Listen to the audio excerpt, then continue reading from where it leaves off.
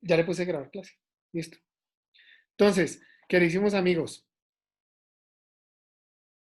las notas, vamos a tener un porcentaje, mis queridísimos y apreciados compañeros. Yo sugerí unas fechas. ¿Si ocultaron la plataforma, amigos? Sí, profe. Sí, profe. No, profe, por problemas de internet no puedo. Ok, perfecto. Allá hay un documento que yo hice con algunas observaciones de metodología y demás, donde está la contraseña, ingreso, de inscribir la clase, bueno, bla, bla, bla, bla, bla. Pero también puse 3 exámenes. ¿Listo? 3 exámenes. Ojo con esto, muy importante. Puse unas fechas. 30 de julio, 12 de agosto, 18 y 19 de agosto. ¿Cómo va a funcionar el tema así para la locura esa que voy a hacer? Ejemplo, primer examen va a ser el 30 de agosto, mis queridísimos amigos. Entonces, el 30 de agosto, yo desde el día anterior les dejo el trabajo. 30 de julio, profesor. Perdón. Verdad, 30 de julio. Gracias, Michael. Yo desde el día anterior les dejo el trabajo. ¿Cuál va a ser el examen? Y ustedes van a tener fecha límite el 30 de julio a las 10 de la noche para entregar el examen. Eso lo van a hacer vía correo electrónico, un correo que adelantaremos allá adelante, que voy a dar más adelante, que voy a suministrar más adelante.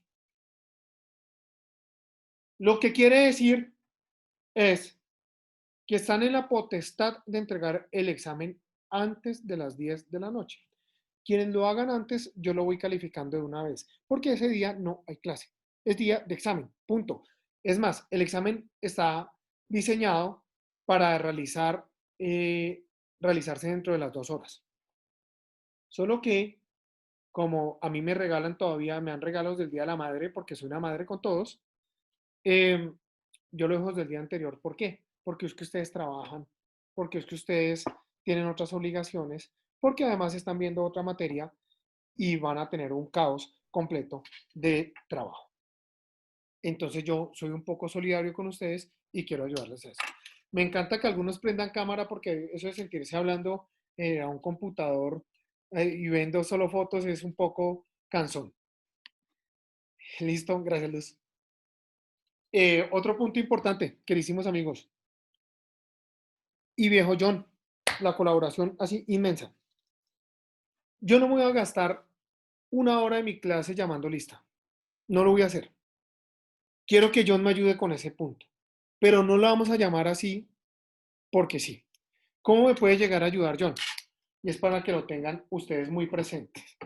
Es que les ruego, les suplico, les imploro, mejor dicho, prendo velita, me echo agua bendita para que me cumplan con esto. Ayúdenme. Los nombres, mis queridísimos amigos, los nombres de los que se conectan, los nombres de los que se conectan, por favor, aunque sea el primer nombre y el primer apellido, para que nosotros podamos identificarlo en un trabajo que vamos a realizar con John, que le voy a rogar a John, eh, sobre la lista que venimos trabajando. Vamos a mirar quiénes se conectan y vamos a llamar lista todo el tiempo. De esa manera, simplemente con las conexiones. ¿Listo? Ahora muy bien. Otro punto importante. Resulta que valoro mucho esa participación. Van a tener ese punto adicional, sí lo van a tener. Sí lo van a tener y con tranquilidad que lo vamos a desarrollar. Eso no hay ningún problema. Pero, si alguien va a faltar, por favor avísenme, no sean tan mierdas conmigo. Yo soy un amigo. Qué pena. Soy un poco grosero durante la clase, se van a dar cuenta, pero no lo hago con mala intención. Simplemente soy un poco mal educado. Nosotros los Gutiérrez somos así. Qué pena. Por ahí veo compañeros Gutiérrez. Pero no, listo. Yo, yo quiero entregarlo todo por ustedes. Quiero que aprendan a comprender qué es el derecho penal, cómo vamos a humanizar el derecho penal y vamos a dejar de ser, porque obviamente ustedes empezaron a estudiar derecho y en la familia ustedes ya son los abogados. Y para mí también lo son, porque simple y llanamente cuando se empieza a ocultar sobre temas de derecho, ya ustedes, al volverse a empapar sobre temas de derecho, ustedes para mí ya son abogados. Porque simplemente ustedes ya pueden defender causas con lo que están aprendiendo. Faltan son los temas procesales y vamos para adelante que ya somos abogados. Listo. Pero yo qué quiero? Que nos volvamos unos críticos los berracos. Que nos volvamos críticos con argumento. Si nos paramos a ver el televisor y estamos con la familia viendo una noticia espectacular sobre derecho penal en el cual van a atacar duro porque es que se dio la libertad de una persona y toda la familia va a decir, uy, le dieron la libertad a Sampón. Ustedes van a decirle a su familiar, no, no, no es ningún ampón. ¿Por qué? Porque hay una presunción de inocencia. ¿Por qué no ha sido vencido en juicio? ¿Por qué? Porque hay unos derechos. ¿Por qué? Porque simple y llanamente hace parte del derecho penal. Y bien, ustedes van a llegar a decir con seriedad en argumentación el por qué la noticia es simplemente una noticia. Obviamente el derecho de que nosotros estemos informados, eso es importantísimo, claro que sí, pero ustedes se van a volver unos sabuesos para decir, me la duelo, aquí no hay nada, me la duelo, aquí sí hay algo. Porque es que es muy fácil dañarle la vida a una persona para vincularla en un proceso penal, sacarlo en todos los medios de comunicación. Sale el fiscal general de la nación diciendo, hay un delito, puede haber un delito, y después esa persona está suelta en un juicio, pero ¿a dónde quedó la integridad y la moralidad de esa persona? La volvemos mierda, lo acabamos en los medios de comunicación y no en los estrados. Y esa persona para que recupere, simple y llanamente, para que recupere esa integridad como ser humano, vamos a encontrar la locura más grande del mundo. Vamos a ver que después de una sentencia absolutoria va a venir un argumento de todo colombiano promedio y es, al man le dieron eso porque pagó, juez corrupto, fiscal corrupto, y nunca le dan una credibilidad a su inocencia y al buen trabajo de la defensa. Entonces nosotros sí vamos a ser un poco críticos sobre ese punto y vamos a tratar de hacer lo que más podamos durante todo el desarrollo de nuestras clases. Vamos a tener dinamismo. ¿Y eso qué quiere decir? Que vamos a tener casuísticas como locos. Porque esto se aprende con procesos, con hechos. Pues bien, con esta introducción, ¿alguna observación o algo que quieran aportar, señalar, echarme la madre, lo que sea? ¿Algo? Buenas noches, profe. Hola Liz, ¿cómo te va? ¿Todo bien? Sí, profe, yo sí quería decirle que pues en lo que venimos estudiando con algunos compañeros, hay algunos que son muy buenos penalistas y tienen canchita, ¿cierto? Pero por ejemplo, yo no tengo mucho conocimiento, entonces pues sí me parece muy enriquecedora esta experiencia y pues la expectativa es grande. Entonces pues que nos tenga un poquito de paciencia a los que de pronto no tenemos mucho conocimiento en este tema. Tocaste un punto importante. Derecho penal en segundo semestre. Para mí derecho penal es por allá en cuarto quinto. Pero la universidad no lo hizo mal, porque simple y llanamente les puso de base otros derechos que son indispensables verlos primero que el derecho penal. Y eso es un muy buen aporte. Y ya con ese aporte me di cuenta que vas a ser una penalista del carajo. Johncito, dime. No, profe, yo quería tener en cuenta, su merced decía lo de la cámara, y pues lamentablemente hay unos compañeros, o habemos algunos compañeros que estamos, digamos, muy retirados de las antenas No, no, no, no hay ningún todo problema. eso. Simplemente es que Y son con dos camaritas. Yo ya con eso el, tengo. el conectarse es, digamos que, pues las personas que tengan de mejor internet, porque algunos al tener cámaras prendidas nos Pum, dificulta la comunicación en y se muchas cosas, cae. muchas cosas. Sí, eso lo entiendo. Esa era una. Y no era por decir nada más. Listo, bien. Pacho, ¿qué hubo? Uy, Gutiérrez, qué miedo ese man. Yo que no, buenas noches, pero no, el aporte que acaba de hacer la compañera Alicia fue muy puntual, profe, iba muy ligado a eso, porque pues el tema penal, pronto ahí no tenemos noción, pero es bastante fuerte. Sin embargo, la persona que usted cita, a Zaffaroni, lo plantea de esa manera, o sea, entrar en este estudio de la metodología, pero bueno, con esa metodología que está planteando, me gustaría saber, enfocado, la formación que usted nos va a brindar desde este inicio, va en el cimiento a qué sentido, ¿sí? Porque es amplio el concepto penal, pero en esta primera etapa, no sé, como un sondeo de cuál sería el cimiento de lo que nos gustaría Simplemente bases, potencializar Pacho. para arrancar. Perfecto. Simplemente vamos a ver bases. Estructura básica. Vamos a ver el esqueleto del derecho penal. Vamos a ver desde diferentes propuestas de diferentes tratadistas. Porque el derecho penal no es lo que hacen los jueces. No, el derecho penal es creado, esos jueces para poder llegar a aplicar derecho, tenían que haber tenido primero una instrumentalización completa de una norma. Pero para poder el legislador haber llegado a la norma, desde luego, mis queridísimos amigos, ¿qué necesitaba de la doctrina? ¿Quién se inventó el derecho penal? ¿Quién se lo inventó? No el legislador, sino la doctrina. Pero sobre ese punto hay diversos puntos de vista. Acá yo trataré de moldearles algo de lo que se está usando en la actualidad, pero no sobre la totalidad y aplicación completa de lo que viene señalándose. Muy buen aporte. ¿Qué hubo, viejo Michael? ¿Cómo vamos? Tal, profe? Buenas noches. ¿Todo bien? No, sí, señor, aquí con la mejor actitud. Le cuento, yo en la universidad donde estaba había visto ya penal general, había visto penal especial, ¿Dónde pero estudiaste? la verdad, yo estudiaba en una facultad de la Universidad de la Amazonía en Florencia, Caquetá. Ok. ¿Quién te dictó penal? Una profesora que se llamaba, bueno, en especial Diego Ruiz y en general ya ni me acuerdo de la profesora porque la verdad no aprendí nada con esa señora, pero no, veo que usted con, o sea, la actitud que tiene para iniciar la clase me gusta mucho, profe, y presto a aprender demasiado. Listo. Gracias por estar acá. Gracias. Gracias. Aura, aura, como mi aura.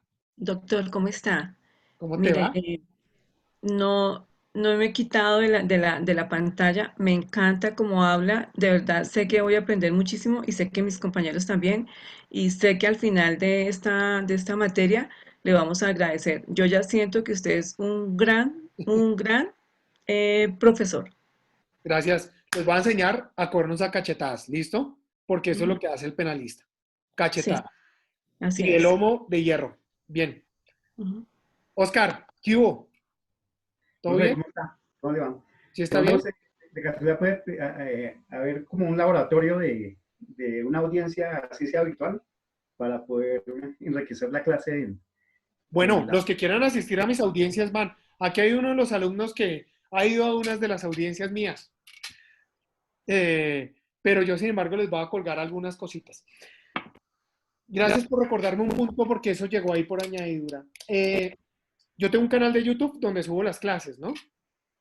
Allá ustedes podrán ver las clases de lo que he dictado en la virtualidad, pero allá tengo una que otra audiencia colgada. ¿Listo?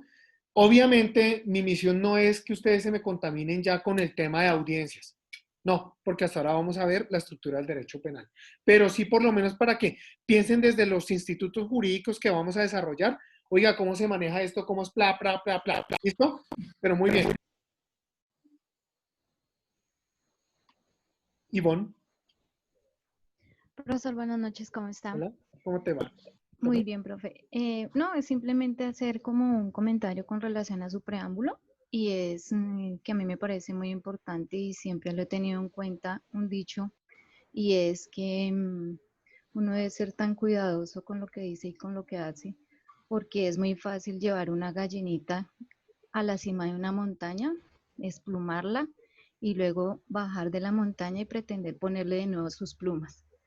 Entonces, pues eso lo traigo a colación por su preámbulo. Vale, Gracias. listo, súper. Y finalmente, Dianita, ¿qué hubo? Dianita Sí, Sánchez. profe, ¿Qué hubo? buenas noches. No, simplemente quería, digamos, entregarle un mensaje que creo que es muy enriquecedor a partir, digamos, de la experiencia que hemos tenido nosotros como grupo en el primer semestre, y es entregarles que un grupo, independientemente de sus fortalezas y sus debilidades, conocimientos, a través de sus trabajos, sus experiencias, son personas y grandes personajes que va a encontrar aquí en nuestro grupo, donde son bastante participativos, donde cada uno de los grupos que hemos conformado son grupos que han salido adelante entregando los resultados con muchos éxitos, donde los anteriores docentes que hemos tenido nos han felicitado por ser un grupo homogéneo, participativo, muy activo y cumplidor de sus deberes. Entonces, creo que ese era el mensaje que quería pues entregarle el día de hoy, y eso pues va a fortalecer aún más no solamente nuestros conocimientos, sino lo que usted quiere de nosotros para que tengamos un excelente resultado final de este módulo. Súper, súper, Dianita. Con las mejores expectativas vengo a esta clase. Yo sé que se le nota. Vale, gracias. Pues nada, oigan, mis chinos, ¿qué se les ocurre o qué se les viene a la cabeza frente a este planteamiento? Resulta que el derecho penal es la última ratio, la última razón del derecho. ¿Qué quiere decir esa locura? Esa locura no es otra vaina más, sino que es la última rama del derecho en aplicación. Tenemos que mirar todo el ordenamiento jurídico para decir, oiga, ese caso sí es de resorte del derecho penal. Hay situaciones civiles como el préstamo de un dinero que puede llegar a ser de connotación del derecho penal. Claro que sí. Obvio. Claro. Eso lo podemos manejar, eso lo podemos entender y lo vamos a explorar poco a poco y por qué. El fundamento primordial es, en estricto sentido, la única rama del derecho que tiene la facultad de privar de la libertad a una persona es el derecho penal. ¡Ah, claro! Es que el desacato de una acción de tutela, por ejemplo, también puede llegar a generar un arresto. Sí, pero no deja de ser un arresto. Lo otro viene siendo una pena, una medida cautelar. Y eso lo vamos a desarrollar un poco más adelante. Pero si nosotros nos ponemos a hacer una analogía, mirar, después del derecho a la vida, ¿qué otro derecho fundamental sigue? Y desde Libertad. luego vamos a llegar a la conclusión que acaba de ser una libertad. La libertad. La libertad. Entonces, por eso es la relevancia de esta locura que se llama derecho penal, que nos vamos a aventurar a ver. Y para eso, mis queridísimos amigos, yo me voy a apoyar en varios videitos, voy a apoyarme en varias cosas. El día de hoy es una introducción. Voy a tratar que entendamos por qué el derecho penal. Voy a traer algunos tratadistas de invitados. Vamos a darnos duro y hacerle cachetadas duras. Los voy a preparar para cuando lleguen los invitados estemos hechos unos salvajes con un cuchillo entre los dientes y darnos duro con ellos. Esos invitados están preparados para esa vaina, pero para que vean que ustedes son un muy buen grupo y que ya tienen claro muchos institutos jurídicos. Voy a empezar. Yo les dejé ya unas lecturas y en el aula virtual Moodle y unas diapositivas, pero ¿qué es esas locuras que estoy diciendo ya en esas diapositivas? Voy a explicarlo rápidamente.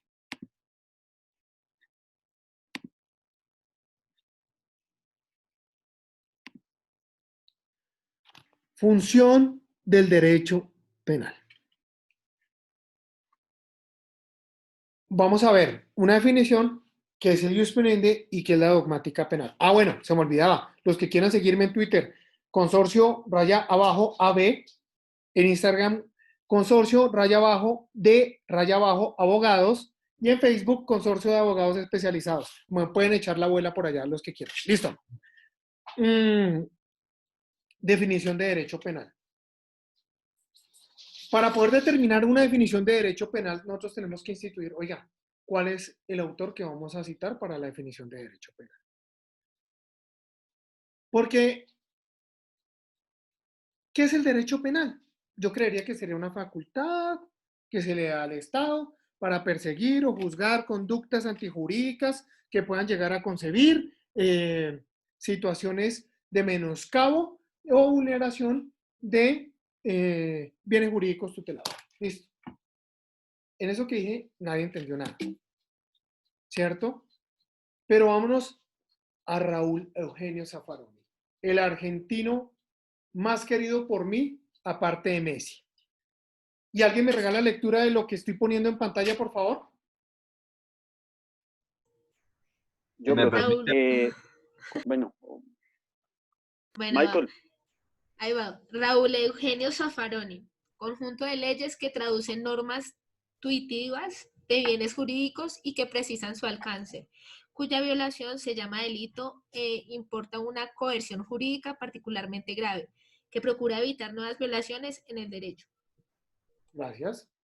¿Qué es esa locura? ¿Qué es esa vaina? Esa vaina no es otra cosa más que nos da a entender en un conjunto de situaciones, nos da a entender el tratadista, oiga, un momentico, resulta, pase, acontece, mis queridísimos amigos, que sí, existe el derecho penal, pero es a base de violaciones de derechos. Son las personas que tienen derechos, pero que les son vulnerados. Obvio que también hay unas personas jurídicas que tienen vulnerados derechos, y también el mismo Estado se le pueden vulnerar derechos al mismo Estado. Olvidé mencionarles una cosa que considero de gran importancia.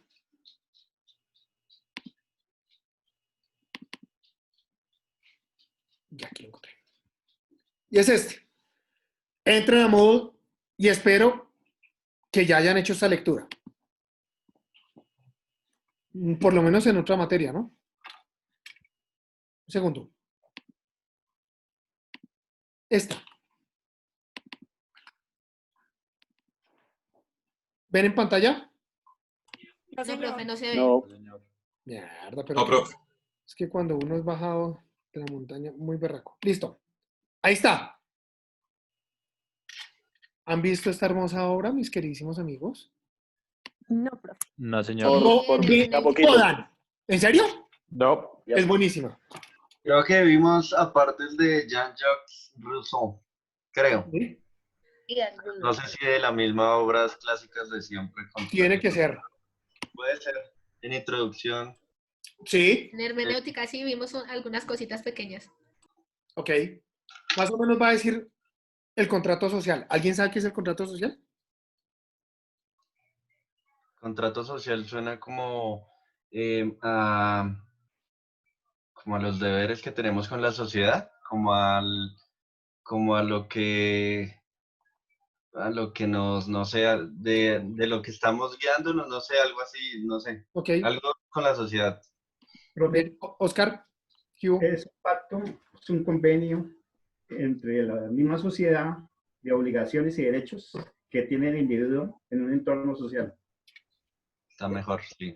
Yeah. Es como un acuerdo, profesor. Yeah. Ivonne, ¿qué hubo? ¿Qué opinas? ¿Qué sabes del contrato social? Pues que así como, como nosotros tenemos derechos, también tenemos obligaciones. Ok. Entonces, algo así de Es un reciprocidad. contrato ficticio, ¿no? Y es algo así como de reciprocidad. Exacto. Cuando hablamos de contrato social, nos tenemos que trasladar a Robert Rousseau, ¿sí? Para poder, pues, empezar a tener ese concepto, porque ya se habla del contrato social del capitalismo, que nos viene a hablar sobre ese tema, ¿no? Buenísimo. Son uno de los Pero ¿Podría ser bien, entre las clases, profe? ¿Contrato entre las clases? O sea, Ivonne, no. Entre clases Dígame, no. señor. Ah, tú ya hablaste, ¿cierto? Sí, profe, ya. Ok, es que no bajé la mano. Leoncito, ¿qué hubo? Yo pondría otro ejemplo que sería como una ley de urbanidad, como como el mismo libro de Carreño. O sea, yo diría que tendría algo que tener de similitud, que es la forma en la que uno como se tiene que expresar, sí, pues dañar al prójimo y pues cumpliendo las reglas y las normas que tenemos como sociedad. Andrés Felipe Gutiérrez. Profesor. Pues yo pensaba que que un contrato social puede ser algo que se realiza entre uno o más personas, estableciendo pues unas obligaciones y se me olvidó. En general sería eso, o sea, como establecer unas obligaciones entre ambos. Deberes de obligaciones. Eso, exactamente. Bien, todo bien. Michael, ¿qué hubo? Lo encontré acá en mis datos, en mis apuntes de introducción. Súper. ¿Qué viste?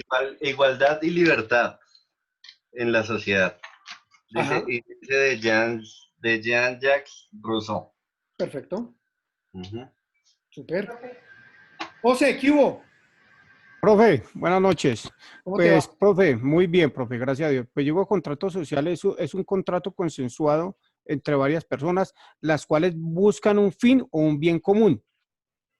Sí, sin lugar a duda. Y Carlitos, ¿qué hubo? el contrato social es como el acuerdo entre un grupo de personas con deberes y obligaciones. Exactamente. Bueno, y la pregunta del millón es, ¿cómo demonios ustedes firmaron ese contrato? No se firma, ¿no? Pues Exacto. desde que nacimos, ¿no? Que nacimos con derechos y deberes. Bueno, pero entonces la pregunta es, es un acuerdo de voluntades, siempre un contrato va a ser un acuerdo de voluntades. ¿Cómo demonios, Julián me va a explicar, cómo? Desde la Es un Profe, acuerdo de voluntades y yo recién nacido, ¿cómo voy a profe, acordar? profe, pues tengamos en cuenta que cuando hablamos de un contrato social o un acuerdo social, estamos hablando de un bien, de un bien objetivo, es colectivo. Entonces habla de un bien común. Entonces, por ende, una vez que las leyes se pueden creando para cada instancia, se da por hecho que todo ser humano que entra a regir bajo esa ley ya está sometida y ya lo firmó en el solo hecho de ya existir como persona. Perfecto. Mira, en realidad, Janita, ¿qué hubo? Quería decirle, ¿se podría adquirir a través de la Constitución Política Colombiana? Claro, claro. Pero La fíjense forma una como cosa. se adquiere, ¿no? Sí, siempre va a prevalecer la colectividad, el interés general sobre el particular. Y por eso, así usted no firme el berraco contrato social, así no esté de acuerdo con un contrato social, simple y llanamente ustedes hacen parte del contrato social. Muchachos, Profe, dime. ¿se pudiera utilizar la analogía respecto a lo que estamos hablando cuando en el Código Civil nos indica que se es persona desde la concepción y muchos indican que es desde el nacimiento? ¿Puede Sí. Y eso decirse con el que es lo mismo, respaldo no? constitucional adherido que es, sin lugar Ajá. a duda, marcante y señalante. Y produce y genera derechos. Miguel, ¿qué hubo? ¿Vas a decir Buenas algo? noches, profe. ¿Cómo está? Sí, señor. Profe, como hablamos de una igualdad y una libertad, pues yo digo que de todos los ciudadanos, digamos, ese contrato, digamos, lo tenemos es cuando estamos dentro de un estado formado. Digamos, ahí es cuando estamos como en un territorio y eso hacemos parte de ese contrato, creería yo. Ok, ok. Quiero afanarme un poquito ahí, Michael y Carlos, rápido, porque necesito terminar, porque vamos a ver un videito que es un poco largo de Zaffaroni, que quiero que analicemos en la segunda hora. Igual, Profe, no sé si estaría bien decirlo, pero como me atrevo a decirlo, por defecto, ¿sería algo por defecto? por el interés general. Ok. Carlitos, ¿qué hubo? Ya, profe, ya hablé, ya le dije lo de por Ok. defecto. Era yo, profe, pero ya Michael. va. Sí, Por una apuesta común, profe. sí. Michael. No, ya bajé la mano porque la había dejado levantadita. Ya vio. Bueno, listo. Entonces, mis queridísimos amigos, esa definición que nos trae Raúl Zaffarón y más o menos lo que hemos visto, sí, el contrato social tenemos derechos y obligaciones, pero ¿quién regula esos derechos y obligaciones? La ley. El Eso, la ley. Estado. El Estado El se Estado, el Estado. pronuncia a los asociados mediante leyes, ¿cierto?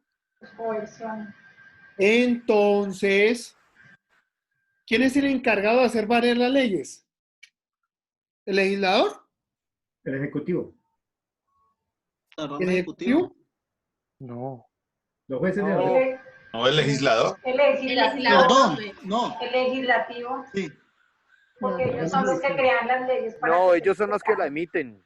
La Entonces, sociedad. ellos la crean para que Las se personas, cumplan. ¿no? Ahí entra la parte represiva El de poder Colombia. judicial. La rama judicial, sí. El poder judicial. ¿Listo? Pero ese poder del Estado, ¿cómo se llama? Y aquí vamos a ver.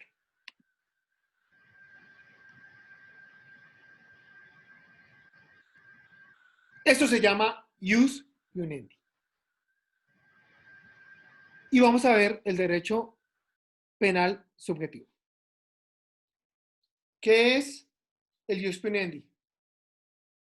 Resulta, mis queridísimos amigos, que es ese poder punitivo del Estado. Es ese poder que a raíz de ese contrato berraco social es que el soberano dice, yo como mando doy las reglas de juego. Y se le adjudica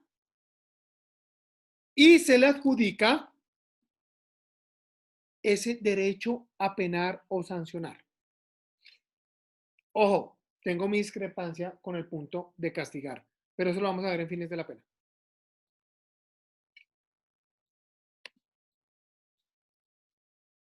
¿Vieron que decía la diapositiva, derecho penal subjetivo? Sí, señor. Señor. El derecho penal subjetivo es eso. Código penal. Código penal. ¿Listo? Perfecto. Bueno, bien. Pero cuando yo les hablé al comienzo, les estaba diciendo, oiga, estaba la definición de derecho penal, estaba el jus iunendi y estaba la dogmática penal, ¿cierto? Que esa es la cosa más loca del mundo, pero más garantista y más chévere. El abogado dogmático es un excelente profesional. Yo soy un burro de dogmática, pero ahí vamos aprendiendo poco a poco. Ahí poco a poco voy formándome como buen profesional. Hay que aprender muchísimo, muchachos, de esto. Viene la dogmática penal. Es la ciencia jurídico-penal. Entonces, póngale cuidado, que tiene como objeto el estudio de las normas que integran el ordenamiento penal. Pero, tiene como función también garantizar los derechos fundamentales, queridísimos amigos. Les voy a traer acá una definición de Klaus Roxin, que es el rockstar del derecho penal en la actualidad, un alemán berraquísimo. Y dice, es la disciplina que se ocupa de la interpretación, sistematización, elaboración y desarrollo de las disposiciones legales y opiniones de la doctrina científica en el campo del derecho penal.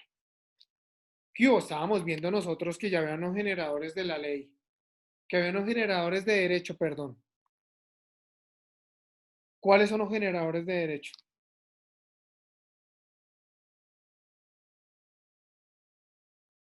La ley, la costumbre, la doctrina, El principio. los principios generales del derecho, Ajá. jurisprudencia. ¿Cierto? Los tratados internacionales. Y tratados internacionales vienen de añadidura. Listo. Bien. Perfecto. Oiga, la dogmática penal está hablando, y en esta definición de Klaus Roxin, trae la doctrina. Fíjense que no estamos hablando del poder legislativo. La doctrina. La doctrina es una de esas fuentes. ¿Qué nos va a servir acá para el derecho penal? Más o menos vamos comprendiendo alguna duda, alguna vaina, me pueden echar la madre, lo que quieran. ¿Cómo van? Profe, la doctrina está como algo aducida. Dime, no te entendí. La doctrina es, dicen que está como la jurisprudencia, como principios auxiliares. Criterios auxiliares de derecho, sí. Perdón. Exactamente. ¿Sí estoy en lo correcto? ¿Sí? Obvio, ¿no se vieron esa serie de Netflix que se llama, que salió una vaina de... La ley de los audaces. ¿No? Sí. Es el chimba. Sí. Esos manes parecen la firma consorcio de abogados, no pierden un caso. Bueno, muchachos, vamos a tomar cafecito y ya nos vemos en 10 minuticos porque si no se me duerme. ¿Listo? Listo, profe, gracias.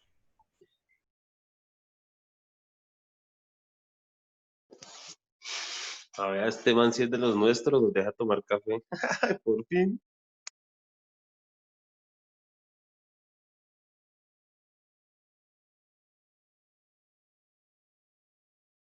Chicos, un aviso parroquial, no se les olvide usar la manita para que no estemos todos gritando al tiempo. Ok, señor monitor, como orden, tú sabes.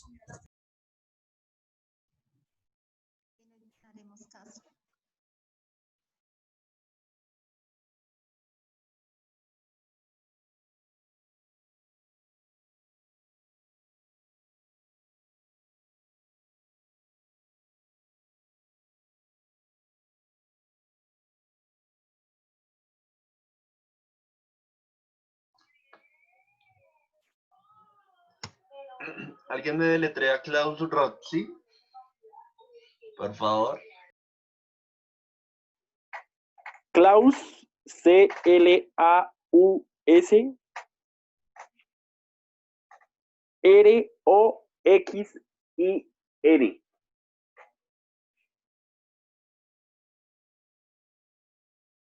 Klaus tiene que ir con K.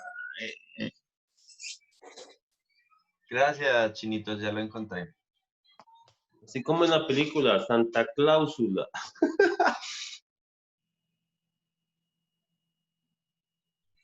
Corva tiene 0. Ay, déjeme que estoy aburrido acá en la oficina, man. Uy, Richard ya se quiere parecer a Brian con esos comentarios. No, no, no. Ay, yo ya estoy calladito. Estoy calmado y eche. Es por semestres, por módulos. Sí, señor, sí, señor.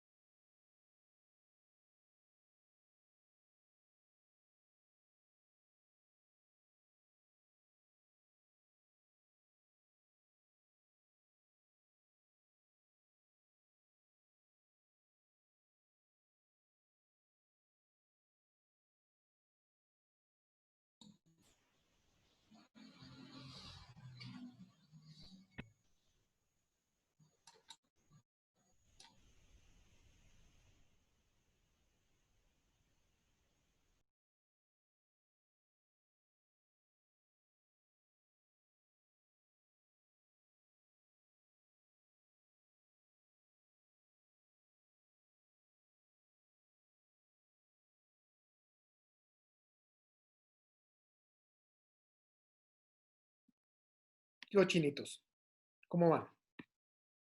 ¿Ya están ready? Bien, profe. Ya, profe, listos. Mi Edil. café está Perfecto. hirviendo. Me va a quemar.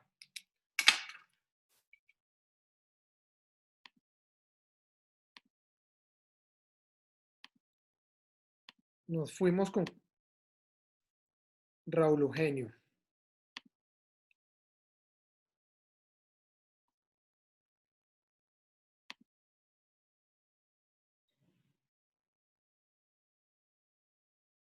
El objeto que tiene este trabajo que tienen ustedes en mano es básicamente resolver un problema de carácter didáctico que se nos plantea.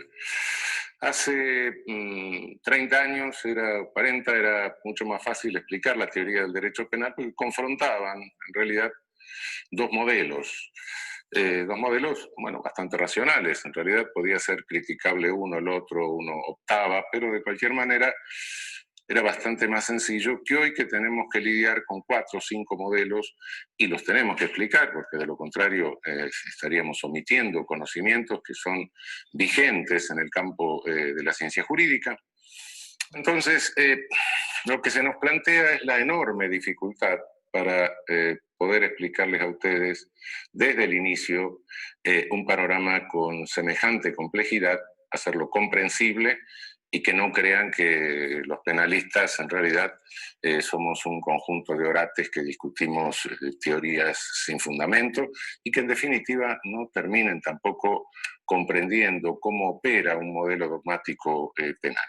Por supuesto, esto, insisto, en lo que se dice en el texto escrito, no exime de ninguna manera de adentrarse en la discusión doctrinaria acerca de cada uno de los temas que vamos a ver y que se exponen en libros con textos de mayor extensión.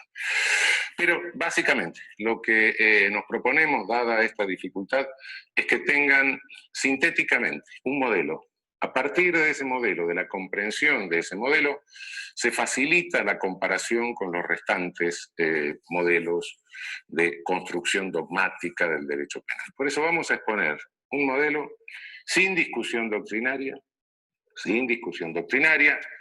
La discusión doctrinaria la dejamos para un segundo momento y para textos más extensos, e insistiendo en que esto de ninguna manera desexime de entrar a la discusión doctrinaria y a los textos más extensos. Cuando nos preguntamos cómo se construye la teoría del derecho penal, bueno, básicamente el derecho penal responde, en su parte general, a 3 preguntas básicas. Primera pregunta, ¿qué es el derecho penal en sí mismo? ¿Qué es la teoría del derecho penal, por así decir? Segunda pregunta, ¿qué es el delito? Y tercera pregunta, ¿cómo se debe responder al delito? El deber ser de la respuesta al delito sería teoría de la responsabilidad penal o de la pena. ¿Qué es el derecho penal? ¿Qué es el delito? ¿Qué es la pena? Puedo decirlo en forma más sintética. Debo comenzar por destacar que la expresión derecho penal es equívoca. Es equívoca no solo en el lenguaje corriente, sino también en el lenguaje jurídico, en el lenguaje técnico. Se la usa con un elevado grado de imprecisión. Y esto es a veces problemático. Por derecho penal se dice frecuentemente la ley penal. Cuando se dice el derecho penal no prohíbe tal cosa, se está refiriendo a la ley penal. Cuando se dice el derecho penal no puede resolver tal cosa, el derecho penal no puede resolver la toxicodependencia, por ejemplo. El derecho penal no puede resolver el problema ecológico. Lo que se está diciendo es el poder punitivo, el poder que se ejerce al amparo del derecho penal. Y cuando se dice el derecho penal no se ha ocupado de estudiar tal cosa, se está refiriendo a la doctrina penal, a lo que hacemos los juristas.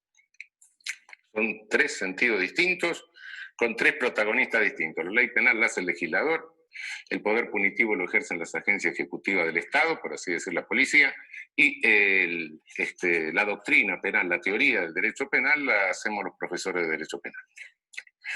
Por supuesto, son 3 conceptos diferentes que se mezclan en el lenguaje, y a veces se responde a uno con referencia al segundo, etcétera, lo cual confunde el discurso. Tengámoslo claro de entrada, legislación penal es una cosa, ejercicio del poder punitivo, habilitado o no habilitado por la ley penal, es otra cosa. Y en tercer término, derecho penal reservémoslo para la llamada, si les gusta, ciencia del derecho penal o saber jurídico penal. Hablé de poder punitivo. ¿Qué es poder punitivo? Poder punitivo es toda coerción del Estado que no persigue ni reparación,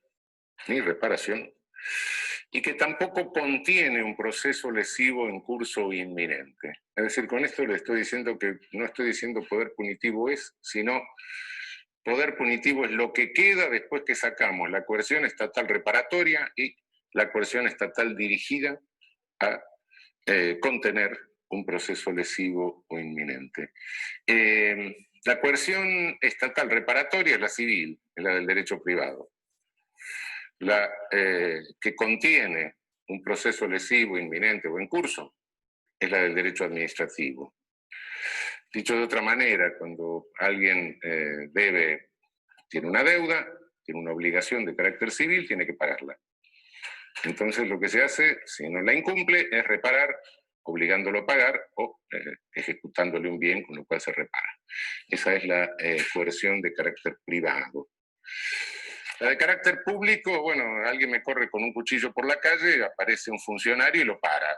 Es la coerción que interrumpe. Lo que no entra dentro de ninguno de estos dos modelos y es coerción estatal, eso es poder punitivo. Por supuesto que es un concepto mucho más amplio de lo que normalmente se entiende por poder punitivo, porque no todo el poder punitivo se ejerce al amparo de leyes penales. A veces se disfraza. Hay poder punitivo que está legitimado por leyes penales, ese es el manifiesto, es el que realmente lleva el nombre de lo que es. Pero hay un poder punitivo latente, oculto, que se disfraza con otro discurso, se trata de legitimar de otra manera, es decir, la institucionalización prolongada, no por un momento de tapa aguda, es decir, la institucionalización psiquiátrica prolongada, por ejemplo, la internación de un adolescente en un instituto, apilar viejos en una viejoteca para ver si se deprimen y se mueren rápido. Todo eso es poder punitivo. Y me atrevería a decir que era poder punitivo el viejo servicio militar obligatorio, en la medida en que excedía de la instrucción necesaria para armarse en defensa de la nación que dice la Constitución, y que no necesitaba 1 año ni 2 años, claro. Todo eso es ejercicio de poder punitivo con ley latente, es decir, una ley que se encubre con otro discurso. Cuando la ley es manifiesta, cuando la ley penal es manifiesta, ese es el poder punitivo que habilita la legislación penal. Y nuestro saber jurídico es el sistema de interpretación de las leyes penales manifiestas. No nos vamos más allá. La reducción del poder punitivo, la contención del poder punitivo por leyes latentes, por leyes que no son manifiestas, se hace a través de otros recursos jurídicos, recursos rápidos, habeas corpus, etcétera, que tiene el derecho. La contención del poder punitivo armado a través de leyes manifiestas se hace según el programa que va configurando el derecho penal y que le ofrece a la jurisprudencia como proyecto de jurisprudencia. Se lo ofrece en realidad, se lo está ofreciendo a la agencia jurídica del Estado, es decir, a los jueces, a los fiscales, a los defensores, etc. Si nosotros en nuestro saber jurídico penal, en esto que estamos haciendo, elaboramos un concepto, es un concepto jurídico sin lugar a dudas, pero es un concepto que también es político. ¿Qué es lo que hacemos con esta construcción? Lo que estamos haciendo, como les decía hace un momento, es ofrecer un proyecto de decisiones a una agencia en que opera un poder del Estado. Si estamos haciendo eso y estamos hablando de una agencia que opera un poder del Estado, y es una agencia política en el sentido de gobierno de la poli, no es política en el sentido que no es partidista, sí, eso es correcto, pero en el sentido de gobierno de la polis es política. Cada concepto que nosotros elaboramos es un concepto que tiene un alcance, un sentido político, eso no lo olvidemos nunca. En este sentido político, bueno, lo que se nos enseña normalmente en la facultad es decir, bueno, el poder punitivo lo tienen ante todo los legisladores, que son los que hacen la ley. Después lo tienen los jueces, que son los que aplican la ley. Y por último, bueno, la policía, que son los que ejecutan las órdenes de los jueces. Esto es totalmente inexacto, pero es lo que normalmente se enseña formalmente. Ahora vamos a ver qué es inexacto. Cada rama del derecho se define por las características de la sanción que tiene la violación a sus normas. Derecho civil, derecho administrativo, derecho laboral, derecho mercantil, etc. Sí. Bien, la sanción que tiene la violación de la norma penal es la pena. No voy a entrar a toda la crítica y a la exposición de las teorías de la pena, sino a decir qué son. Ese es el gran inconveniente que tenemos. Hay una vieja clasificación de teoría de la pena que viene desde 1830, más o menos. La pueden ver ustedes en algún texto más extenso, con todas sus variables. Pero, ¿qué son estas teorías de la pena? Es lo que a cada penalista se le ocurre que la pena debe hacer. Y en razón de lo que debe hacer, elabora toda la teoría del derecho penal. Lo que debe hacer la pena es la función que debe cumplir el poder punitivo habilitado por las leyes penales. Lo que a mí se me ocurre que debe cumplir la pena. Por supuesto, este es el debe que está en mi cabeza. Es el debe del deber ser. No es el ser de la pena, sino el deber ser. Lo que a mí se me ocurre que es la función que debe cumplir. Ese poder punitivo que habilito. Prevención general, prevención especial, positiva, negativa, retribución, lo que se me ocurra. Bien, pero el deber ser, si es que debe ser, es porque no es, o porque todavía no es. Y la pena no es como a mí se me ocurre, la pena es como es, ónticamente, en la realidad, en el mundo. Si esto es así en el mundo, entonces, en la medida en que yo me sumo a una teoría de la pena, deliro como debe ser la pena y construyo todo sobre la base de mi deber ser, le estoy haciendo un programa a las agencias judiciales, le estoy haciendo un programa político para que ejerzan su poder conforme a como yo entiendo que debe ser, pero que no es la pena. Y los estoy instigando a que apliquen penas que no son. Mirado desde el ser, el poder punitivo funciona exactamente al revés de la escala que dijimos hace un momento, legislador, juez, policía.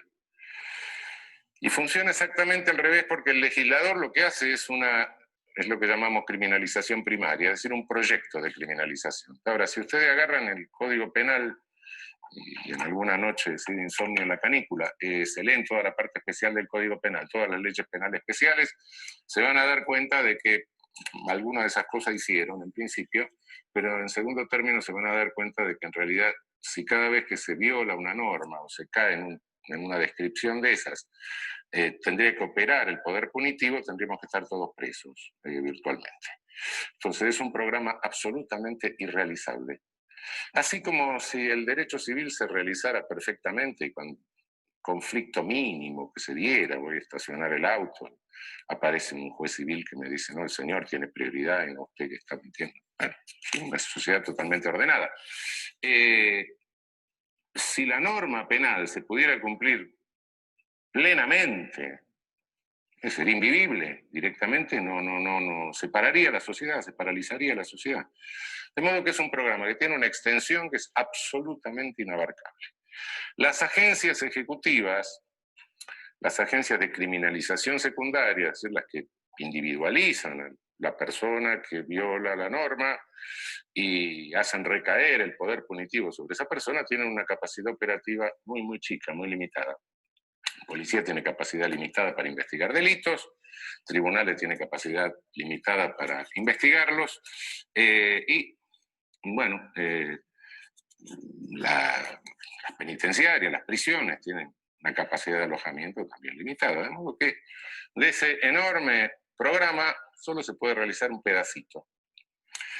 Este pedacito se llama selectividad. Tengo que elegir a quién criminalizo. ¿Bien? Inevitablemente está forzada por el propio sistema una selección.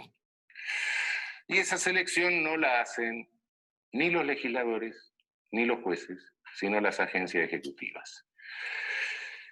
El legislador es un señor que imagina una cosa, nunca sabe a quién se le va a aplicar el poder punitivo que habilita. A veces se le aplica al mismo. Los jueces no salen a la calle a buscar delincuentes ni a seguir violadores. Quien selecciona es la agencia ejecutiva. Al juez le llega en auto oficial el seleccionado. Y entonces sí tiene el poder jurídico, que no es menor, de decir, bueno, acá hay un semáforo con una luz roja, este proceso de criminalización no avanza, acá hay un semáforo con una luz verde, este proceso de criminalización sigue adelante, o acá hay una luz amarilla, esperemos un rato y vamos a ver qué pasa. Ese no es poder menor y es justamente lo que programa el derecho penal, lo que programamos en este proyecto de jurisprudencia, de decisiones coherentes que le ofrecemos a las agencias jurídicas. Esto es la perspectiva desde el ser. Ahora bien, selectividad del poder punitivo. Se pueden sostener cualquier cantidad de teorías, incluso macrosociológicas, etcétera, no me meto en eso. La selectividad, es decir, cómo seleccionan las agencias para la criminalización primaria, es predominantemente por estereotipos. Se selecciona a alguien que tiene características externas que responden a determinados prejuicios negativos, claro, de la sociedad. A esos sujetos se los selecciona. Quien no cae en el estereotipo difícilmente resulta seleccionado. Puede serlo, naturalmente hay un porcentaje. Me estoy hablando siempre a la inclinación general que tiene el fenómeno, no a casos particulares, evidentemente puede suceder. Los estereotipos no son construidos por las agencias del sistema penal, ¿no? Los estereotipos sintetizan una cantidad de prejuicios negativos que existen en toda sociedad y en cada época, y en general se construye a través de la comunicación masiva. Si nos vamos hace 100 años, en el Caras y Caretas aparecía el malvado, con ciertas características lombrosianas. Hoy el malvado está construido a través de la caja boba, es decir, de la televisión. Evidentemente cambiaron técnicamente, cambió el contenido del estereotipo, pero de cualquier manera la regla sigue siendo la misma. Cuando Lombroso iba a la cárcel y veía a todos esos sujetos, mujeres estrábicas, tipos prognáticos, la frente huidiza, las orejas en asa, no los inventaba, estaban porque el estereotipo del malvado de la época tenía esa cara y nadie que tuviese esa cara podía caminar mucho tiempo suelto por ninguna capital europea en tiempo Lombroso. Hoy hay sujetos que son también portadores de características estereotípicas, que son otras.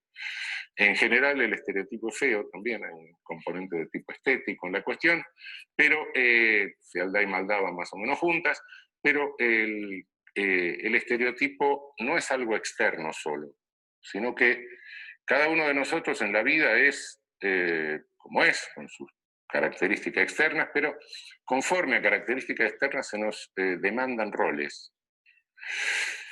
Que tiene aspecto de médico, se le demanda el rol de médico. Que tiene aspecto de albañil, se le demanda el rol de albañil. Y cuando no se responde al rol, bueno, incluso nos enojamos, ¿no? Sí, todos los días en el colectivo me encuentro con un señor que va vestido de albañil y un día le pido que me haga un revoque en casa y me dice, no, yo soy el profesor titular de filosofía presocrática de la universidad. Y yo, pedazo estúpido, porque se viste así, ¿no? Bueno, sí, efectivamente. El portador de caracteres estereotipados, por regla general, como introyecta el rol, lo internaliza, lo asume, conforme a la demanda de los demás, es un sujeto que sí sabe cometer delitos, pero en general son delitos groseros, es decir, la ópera tosca, ¿no? Lo cual facilita, por otra parte, esta selectividad, ¿no? Frente al delito grosero, el seleccionar al sujeto es mucho más sencillo que frente a un delito sofisticado, ¿no? Imagínense, es mucho más sencillo. Bueno, detectar a alguien que va vestido de ladrón, tiene cara de ladrón, se comporta como ladrón, y además es una bestia que rompe un cristal de un auto para sacar el pasacassette, etc., es mucho más fácil criminalizar a ese sujeto que detectar toda una operación complicada, de una estafa altamente sofisticada, triangulación internacional, etc. Esto hace que la selectividad del sistema penal estructuralmente recaiga siempre sobre sectores más carenciados, operando como una suerte de epidemia, ¿no? Es decir, el poder punitivo en la realidad opera sobre aquellas personas que resultan más vulnerables a ese ejercicio. Y la selectividad es un dato de carácter estructural. Esto, insisto, puede hacerse todas las teorías que se quieran, macrosociológicas, políticas, marxistas, lo que se le ocurra, pero este es un dato estructural. No hay ningún poder punitivo en el mundo que no se ejerza selectivamente por esta disparidad originaria entre lo programado y lo que es posible realizar como criminalización secundaria. Quiero aclarar algo más, porque les puede llamar la atención este planteo originario que hago, porque invierto normalmente el planteo tradicional en materia de derecho penal. Obviamente que esta característica estructural del poder punitivo lesiona frontalmente el principio de igualdad. Es una realidad, en alguna medida el ejercicio del poder punitivo siempre lesiona el principio de igualdad. Pero cuidado que no lo lesiona solo en el aspecto victimizante, en el aspecto criminalizante. También lo lesiona en el aspecto victimizante. El reparto de la victimización tampoco es parejo en una sociedad. Es decir, si yo tengo la posibilidad de pagarme una seguridad, de vivir en una casa que tiene muros altos, que está electrificado, que tiene un sistema de alarma, etc., tengo mucha más seguridad que si estoy viviendo en una villa. Entonces, entre el que vive en el country y el que vive en la villa hay un riesgo de victimización diferente. Entonces, también es selectivo de la otra punta, en la víctima. Y si nos vamos un poco más allá, decimos, bueno, pero en este conflicto, además, ¿quién está en el medio? Bueno, agencias ejecutivas. ¿Cómo se integran esas agencias ejecutivas, especialmente en América Latina, me estoy refiriendo básicamente? Bueno, con una selectividad también. Se seleccionan, sobre todo a nivel de tropa, a nivel de jerarquías más inferiores, se seleccionan personas de los mismos segmentos sociales que están más castigados por la victimización y por la criminalización. Si lo observamos desde afuera, da la impresión de que se dice, bueno, aquellos segmentos excluidos, marginados o más carenciados de la sociedad, da la impresión que hay una suerte de fomento para que se maten entre ellos y en tanto, bueno, no se puedan coaligar y no tengan protagonismo político. Naturalmente que se pueden pensar 10.000 conspiraciones. No, lo cierto es que es así. No creo que haya nadie con una máquina pensando esto, programando esto. Si lo hubiese, habría que darle el premio Nobel al mal. No creo que eso exista. Pero sí, no creo en conspiraciones, pero sí creo en funcionalidades. Y la funcionalidad sí existe. Bueno, llegó la hora, frente a esta realidad de qué es la pena, preguntarnos qué nos incumbe a los penalistas al hacer la teoría del derecho penal, ¿no? ¿Qué es el poder punitivo? Bueno, en el ámbito de la sociología se discute muchísimo. La pena en lo óntico, en lo real, cumple una función plural, como se puede deducir de esto que estoy diciendo. La discusión en este ámbito es una discusión muy viva, en el ámbito sociológico, pero básicamente la pena es un hecho político. El poder punitivo es un hecho político, no jurídico.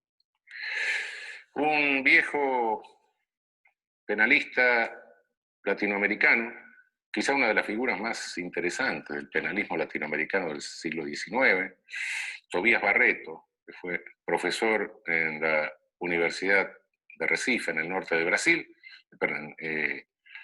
decía, fundador de la Escuela de Recife, decía que la pena es un hecho político, la pena es como la guerra, decía.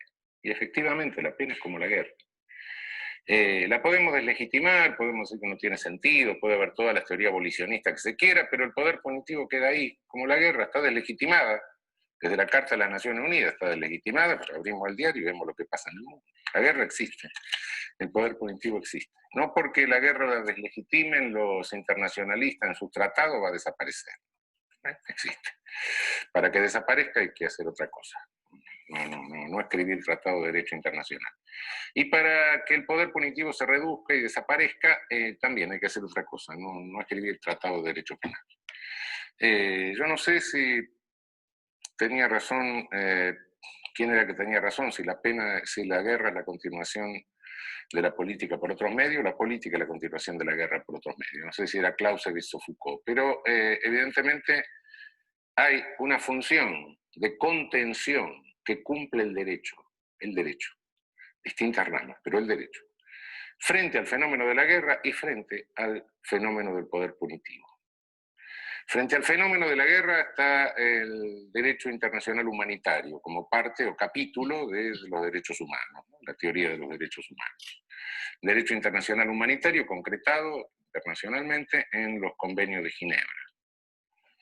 No hay que matar prisioneros, hay que darle determinada alimentación con calorías, no se puede dejar que se mueran los náufragos, etc.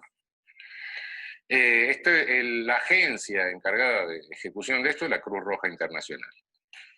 Nadie discute la función humanitaria de la Cruz Roja Internacional, que trata de controlar los aspectos más crueles de la guerra, en la medida de su poder limitado. Nadie impugna la legitimidad de la Cruz Roja Internacional porque no haga desaparecer la guerra. Bueno, no puede hacer lo que no tiene poder para hacer. Hace lo que puede. Bueno, la Cruz Roja del momento de la política es el derecho penal. Nuestra función es una función de contención del ejercicio del poder punitivo. No estamos para legitimar el ejercicio del poder punitivo. El fenómeno jurídico no es el poder punitivo porque es un fenómeno político. El fenómeno jurídico que nos incumbe básicamente es la contención del ejercicio del poder punitivo para que no se desbande. Cuando el poder punitivo se desbanda, viene la masacre, viene el genocidio. Entonces no es menor nuestra tarea, quizás por ser una tarea tan cercana, se pasa por sobre la tarea y se va a la legitimación. No es nuestra tarea legitimar un poder que no ejercemos. No lo ejercen las agencias jurídicas. Lo único que pueden hacer las agencias jurídicas, lo único que pueden hacer los jueces, un poder judicial, es contener el ejercicio del poder punitivo para evitar la masacre, para evitar el genocidio. De este modo, cuando me preguntan qué es la pena, respondo no sé. No sé. Es un hecho político. Los sociólogos se ocuparán de ver las distintas implicancias que tiene este hecho político. Lo que a mí me interesa es saber cómo lo contengo, cómo lo limito, cómo lo acoto, cómo evito que este hecho político se me convierta en una masacre. Esto yo la llamo una teoría agnóstica, una posición agnóstica respecto de la pena. Agnóstica en un sentido metafórico, aunque a veces no tan metafórico, ¿no? Porque la pena o el poder punitivo, como toda idolatría, tiene fanáticos. La idolatría es un dios falso, ¿no? Y el poder punitivo es un dios falso. Si uno cree en los fanáticos del poder punitivo, resulta que el poder punitivo va a salvar el Amazonas, el poder punitivo va a evitar la guerra nuclear, el poder punitivo va a controlar el terrorismo, el poder punitivo va a curar las toxicodependencias, el poder punitivo es omnipotente. Si es omnipotente, Dios. Entonces, guarda, es un ídolo, es un falso Dios. Y como les decía, sí, tiene sus integristas, sus fanáticos. Frente a ese falso ídolo, creo que es preferible que el derecho penal adopte una posición. Muchachos, Sí, profe. llegué hasta ese Sí, punto profe. Por aquí importante. ¿Cómo les pareció, Eugenio? Excelente. Paula, cuéntame. Hola, profe, ¿cómo estás? Profe, yo tengo una pregunta, o sea, teniendo en cuenta la información que anteriormente tuviste antes del video, cuando dijiste que el derecho penal era subjetivo, aquí en este video obviamente se puede evidenciar que el derecho penal obviamente no es subjetivo, porque yo puedo decir, esta persona merece la pena de muerte, ¿sí?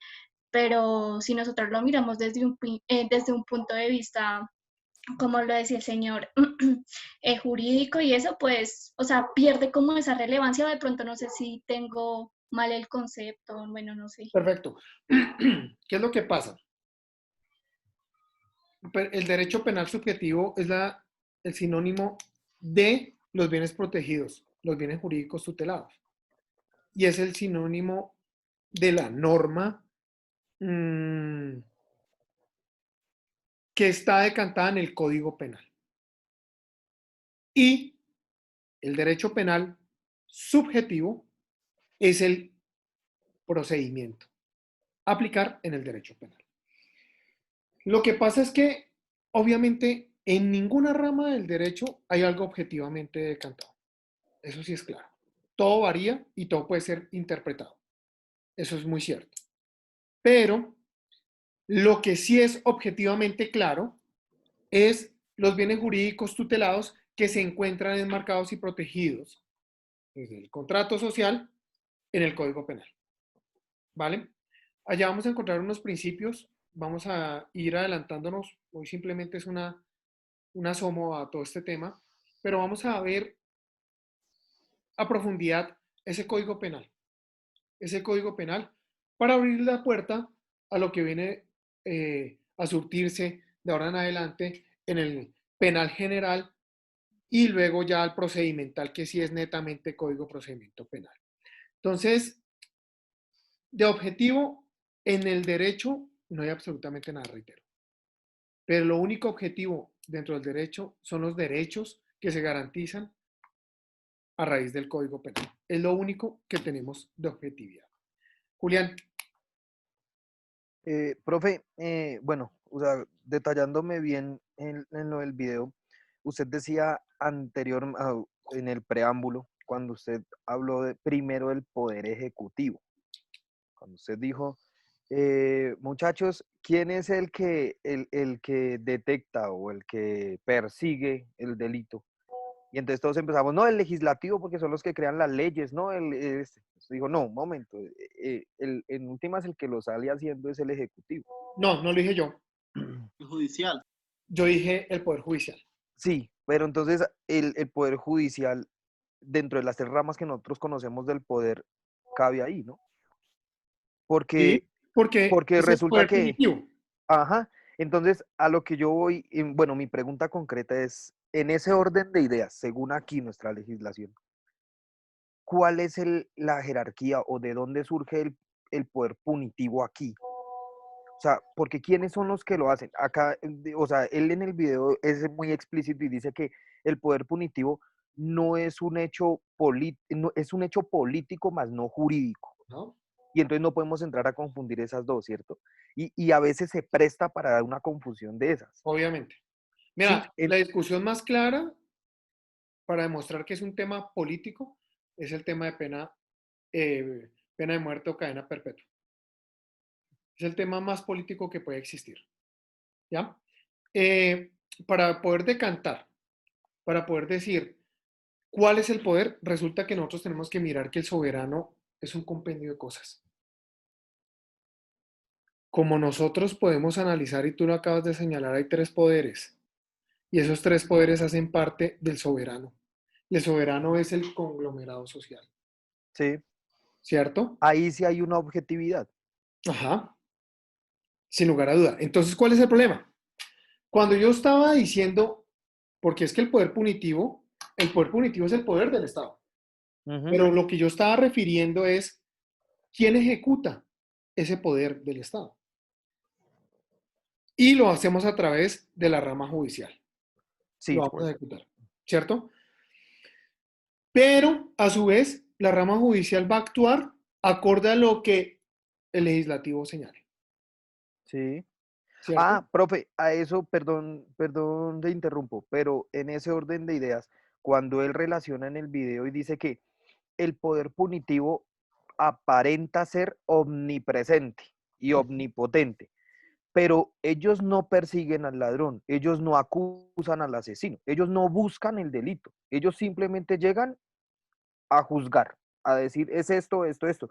Por eso hablan de que el juez no es el que va y persigue al secuestrador, ni al violador, ni al ladrón, pero quien sí lo hace es la parte ejecutiva, el poder judicial. Ellos sí van de la mano y ellos sí pueden mostrar como unas pruebas, como, bueno, en fin, un proceso para que eso se llegue a ejecutar. Entonces, en ese orden de ideas, el poder punitivo tiene dos caras. Claro, siempre las ha tenido. ¿Qué pasa? A lo que yo te decía, y vuelvo y repito, es un conjunto. Primer punto, es la facultad que le otorgamos nosotros los ciudadanos. Ujú, Listo. Nosotros los ciudadanos le decimos, usted es el que manda. Listo. ujú. Y el que manda se comunica con nosotros a través de las normas. Listo. Perfecto por ese lado. Pero a su vez, cuando nosotros violentamos la norma, el mismo soberano es el que está poniendo acá unos señores intermedios que se llaman jueces, que son los que van a hacer valer el poder punitivo. Sí, No es que ellos tengan el poder, no, no, no. Ellos simplemente son los cobradores de chequera del Estado. ¿Listo? sí, Son los cobradores del Estado. No es que ellos tengan el poder punitivo. Y no es que el legislador tenga el poder punitivo, no, el poder punitivo pertenece al soberano. ¿Ya? Pertenece al soberano. ¿Que el poder punitivo se complemente a todas estas situaciones? Claro que sí. Pero no ninguno de ellos, o tenga dos caras más bien, no.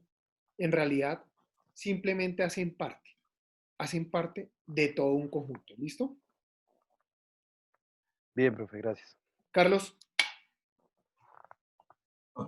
Profe, a mí me llama la atención que él divide el poder punitivo, lo divide en dos, ¿no? Lo divide en un poder punitivo por leyes penales, que él dice que es manifiesto, y después un poder punitivo que es prolongado. Y ahí en ese poder punitivo él pone que comienza el legislador, los jueces y la policía.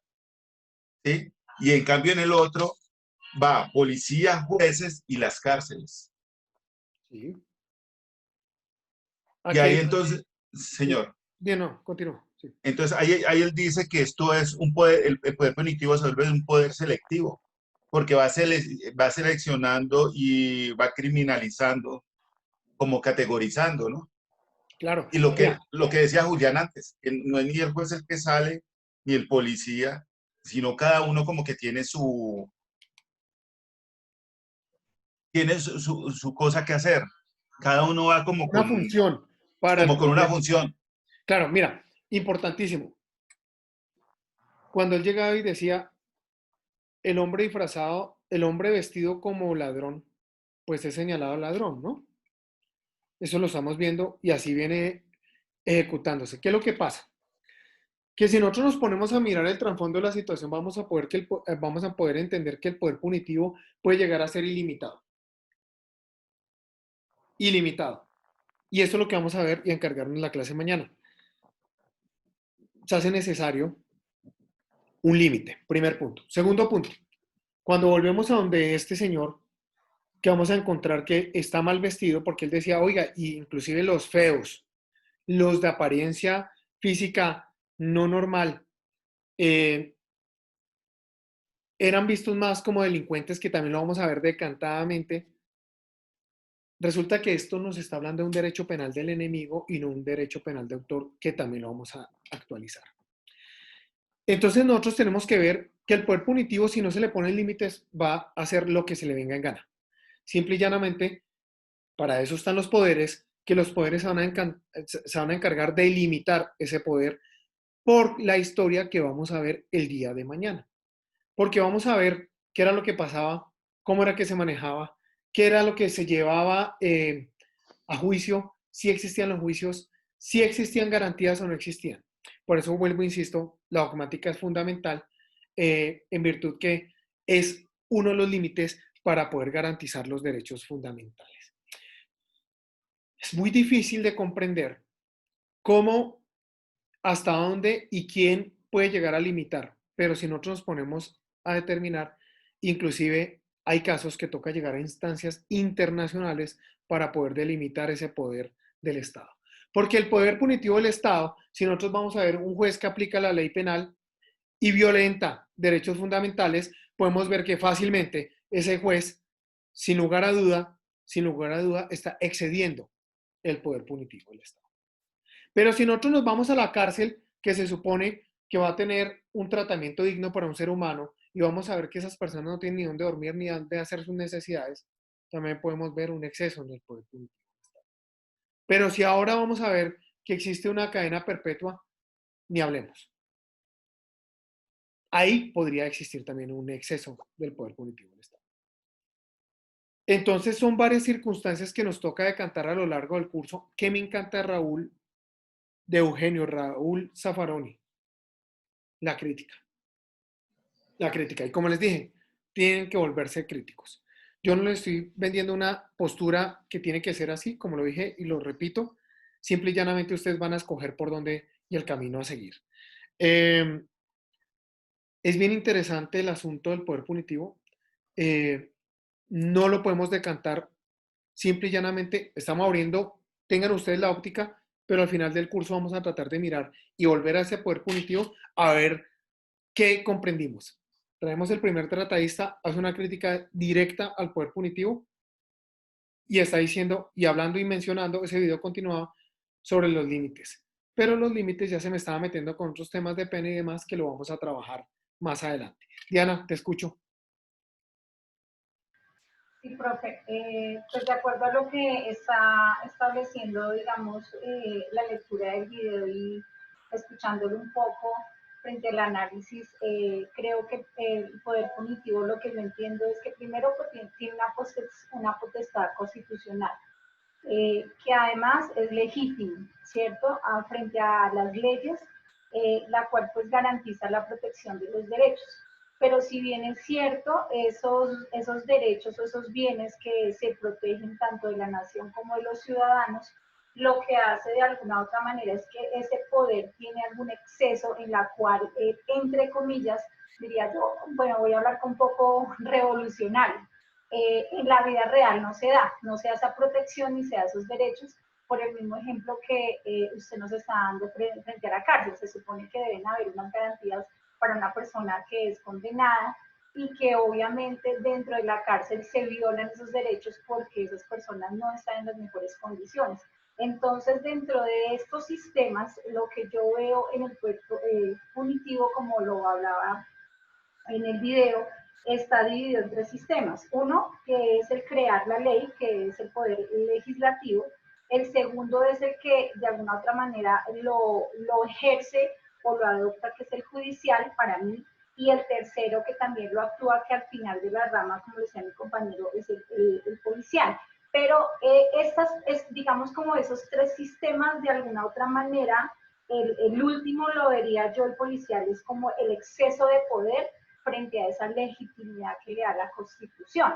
Entonces, ahí estaríamos viendo que de alguna otra manera constitucionalmente tiene una limitación la policial, pero ellos se extralimitan por el desconocimiento de sus funciones frente a ese poder punitivo que tienen. Entonces, digamos que ahí entramos en una controversia. ¿Qué tan bueno es que haya esa limitación y qué tan bueno es esa legitimación y qué tan bueno es ese poder que tienen frente a supuestos protecciones de los derechos o los bienes? Tanto creería que para la nación sí, pero para el ciudadano se ve muy violentado. Creería, eso es como mi resumen de lo que yo veo del poder punitivo frente al Estado. No, tal cual, y tienes toda la razón, en absoluto. Digamos que decantar una situación tan compleja como lo viene siendo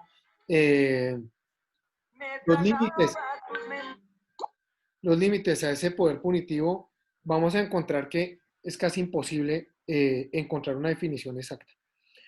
Vamos a encontrar que siempre van a haber excesos. pero vamos a encontrar a su vez que vamos a tratar de siempre de manejarlos de la mejor manera. Muchachos, yo creo que ya nos toca suspender, ya está un poco tarde, pero John tiene un mensaje para transmitírselos, mis queridísimos amigos. Profe, muchas gracias, compañeros. Para ir facilitando las cosas del trabajo que se va a realizar este mes, entonces por vía WhatsApp para que me hagan enviar o llegar los integrantes de los grupos. El profesor autorizó que fueran grupos de 6, ¿cierto, profe? Qué pena. De 6. Entonces, pues, ya va en cómo se quieran organizar cada uno, ya pues muchos nos conocemos. Y pues tratar de que los que ya llevamos un proceso, pues ir integrando a la gente que va llegando. Así pues nos vamos, digamos que distinguiendo todos con todos, ya que no hemos tenido la oportunidad de vernos de manera presencial. Bueno, muchas gracias. Oscar, antes de irnos, te escucho rápido. Me quedó tiempo para hablar del artículo 11 de la Constitución sobre la prohibición de no habrá pena de muerte, pero diga con la nueva ley que dice que cadena perpetua, no hay una contradicción ahí, pero si quiere mañana lo abrimos porque me parece muy interesante por el poder punitivo. Dejémoslo para cuando hablemos de pena. Listo, gracias. Profe, una última preguntita, qué pena. Juliancho, yo. Profe, digamos, como tú dijiste que la cuestión no era, que tú no ibas como muy ceñido a la vaina del contenido programático y eso, ¿existe la forma de tener como un documento diario de la clase, algo como un apoyo de lo que hayamos visto, bueno, un documento donde el profe se guíe o algo así, a diario, como para ir alimentando una base de datos, como tener una serie de apuntes o de... No, yo les voy señalando los temas que vamos a tocar clase a clase. Sin embargo, para eso está la plataforma Moodle, porque ahí subo todos los temas que vamos a coger en cada clase. Y también para garantía va a tener cada uno la grabación de esta clase montada en YouTube. Entonces, Perfecto, profe, gracias. ¿Listo? Vale. Mañana seguimos con el poder positivo o hay otra... Profe, disculpe, ¿cómo es el canal de YouTube? No, déjenme mañana que cuelgue el primer video, les envío al WhatsApp y ya ahí lo copian, ¿vale? Es Diego Gutiérrez, pero pues debe Profe, aparecer. ¿seguimos con el tema hablando del tema de la estructura, de la punibilidad o vamos a tocar otro tema el día de mañana con relación al... Vamos a tocar eso, pero vamos a hablar de la historia del derecho penal. Los límites, como lo dije, límites al poder punitivo del Estado. ¿Listo? Profesor, otro aviso parroquial. Diana, dime. Profe, no, era para decirle a mis compañeros que en el grupo mío solamente habíamos 4, o sea, habían disponibles 2 cupos. Entonces, para las personas nuevas que están en este grupo, los que quieran de pronto vincularse a nuestro grupo, bienvenidos sean.